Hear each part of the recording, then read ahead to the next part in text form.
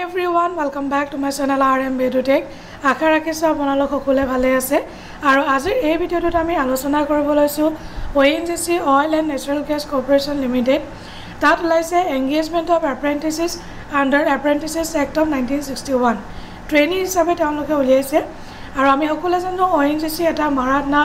Central public sector আন্ডাৰটেকিং হয় কেইবাটাও জনত লাইছে আমাৰ বাকিবিলাক জনৰ নালাগে আমি ইষ্টাৰ্ণ জনত কিমান লাইছে এবাৰ চাই লওঁ আৰু ইষ্টাৰ্ণ জন আপোনালোকে দেখিছে যোৰহাটত লাইছে 140টা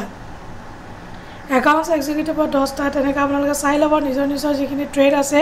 কোড কিমান ওলাইছে নেক্সট শিলচৰৰ কাৰণে ওলাইছে 71 আৰু নাজিৰা এণ্ড শিৱসাগৰত আটাইতকৈ বেছি ওলাইছে ইয়াত ওলাইছে টোটাল 370টা আৰু এণ্টায়াৰ ইষ্টাৰ্ণ সেক্টৰত ওলাইছে টোটাল 583 যিসকল ক্যান্ডিডেটে ট্ৰেইনিং কৰিব বিচাৰিছে বা আপোনালোকে এক্সপেৰিয়েন্স ল'ব বিচাৰিছে এটা মহাৰাষ্ট্ৰ সেন্ট্ৰেল পাব্লিক সেক্টৰত তো আপোনালোকে এপ্লাই কৰিব পাৰে যদি এলিজিবিলিটি ক্ৰাইটেৰিয়া আপোনালোকৰ ফুলফিল হৈছে আপোনালোকে এপ্লাই কৰিব পাৰে ৰিজাৰ্ভেশ্যন মই এতিয়া কৈ দিছোঁ গোটেইখিনি ইয়াত এটা নোট দিছে A candidate is eligible to apply only for a particular work center if and only if he or she is a resident of or has obtained his or her essential qualification for eligible district against the work center of ONGC. Reservation to various categories shall be as per given. A government jitu norm situ mote pabo. Age criteria তেওঁলোকে দিছে minimum 18 আৰু maximum 24 years as on 25th of October 2024. That is the date of the birth of the candidate application should be 25 October 2000 পৰা ভিতৰত হ'ব লাগিব 25 October 2006 আৰু upper age is relaxed by 5 years ST/SC OBC কাৰণে 3 বছৰ হেকিনে PWD কাৰণে যি আছে as per government norms হতে দিব তেওঁ qualification and eligibility criteria তেওঁলোকে দিছে library assistant কাৰণে pass 10 front office assistant কাৰণে pass 12 computer operator and programming assistant ITI হ'ব লাগিব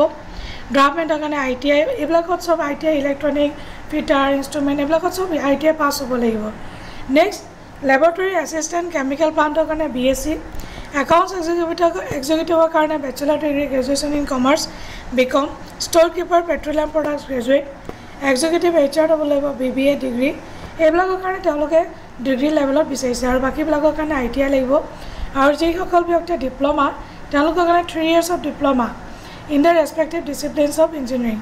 আৰু graduate with geology as one of the subject যেটো petroleum executive কাৰণে তো এইখিনি ইম্পৰ্টেন্ট পইণ্ট আছে আপোনালোকে সাইটত গৈ এপ্লাই কৰিব পাৰিব 5 অক্টোবৰৰ পৰা ওপেন আছে লাষ্ট ডেট থাকিব 25 অক্টোবৰ লাষ্ট ডেট এয়া 25 অক্টোবৰ হ'ব আৰু অনলাইন ইয়াতে গৈ আপোনালোকে এপ্লাই কৰিব লাগিব ইম্পৰ্টেন্ট পইণ্ট স্টাইপেন্ড কিমান মই দেখুৱাই দিছো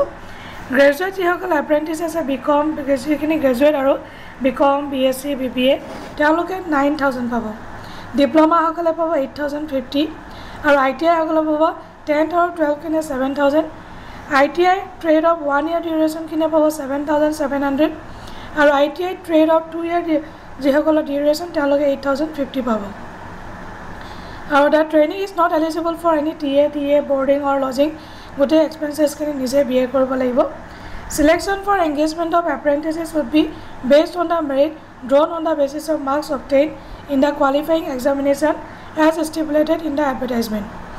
আৰু তেওঁলোকে qualifying examination যিসকলে merit basis তেওঁলোকে select কৰিব বুলি দিছে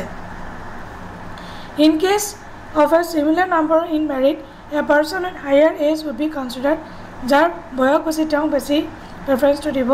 no canvassing or influencing would be acceptable at any time and may result in rejection of the candidature দিছে আৰু যিসকল ব্যক্তি এজৰ অকমান বেছি তেওঁলোকক বেছি প্ৰেফাৰেন্স দিব বুলি দিছে তো এইখিনি হাউ টু এপ্লাই আপোনালোকে এবাৰ গো থ্ৰু কৰি ল'ব কেনেকৈ এপ্লাই কৰিব লাগে কি কথা আৰু ইয়াত ইম্পৰ্টেন্ট ডেটখিনি মই কৈ দিছো 5th অক্টোবৰৰ পৰা অনলাইন এপ্লিকেশন পোৰ্টেল খুলিব last date of receiving application 25 October date of result or selection 15th of November এইখিনি আছে ইম্পৰ্টেন্ট পইণ্ট বাকি আপোনালোকে চাই ল'ব পাৰে name of work centre location ক'ত আছে কি কথা যোৰহাটৰ